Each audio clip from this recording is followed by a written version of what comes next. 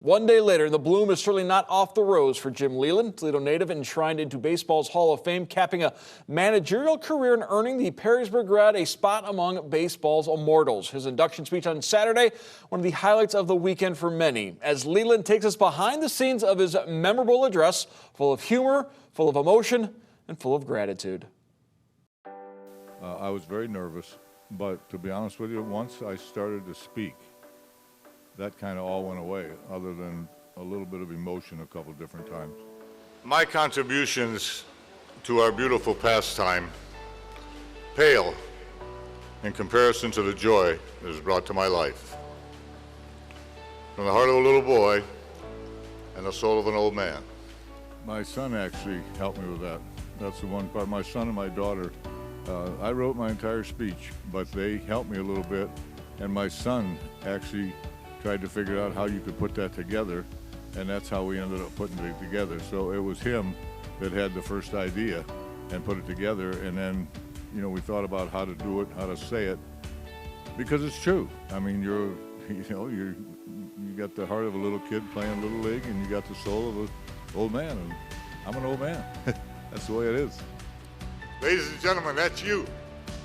That's baseball, and this is the Hall of Fame. Thank you very much. And I got some good advice from some people, some Hall of Famers, to, don't write your speech today from the first day I got in, but whenever you think about something, write it down, jot it down, and then put it all together in order later. And I think, the fans are really, other than the players, they're our most important product. We need them, and I appreciate them, and I appreciated them everywhere I went. Like I said, in Pittsburgh, it felt more like manager and friends, not manager and fans, but I believe it's very important to let the fans know that we would never talk down to them.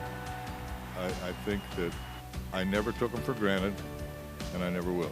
In his 22 years in the Bigs, Leyland managed 4 current Hall of Famers, including Larry Walker and Todd Helton in 1999, his otherwise forgettable lone season in Colorado.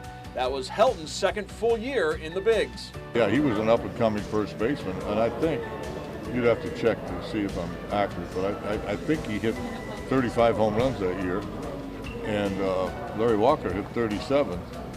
I'm still trying to figure out how I did so bad. I had 2 guys that hit 72 home runs. I don't know how the hell I did so bad, but we did. Vinny Castilla and Dante Bichette also hit 30 home runs that year, but with the worst team ERA and team whip in the majors, Rockies went 72-90.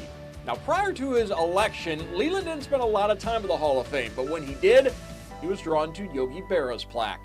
He was my favorite player growing up, and we became very close friends over the years. So I would say that Yogi's is one I really like to look at, but, I'm going to like to look at mine better than Yogi's.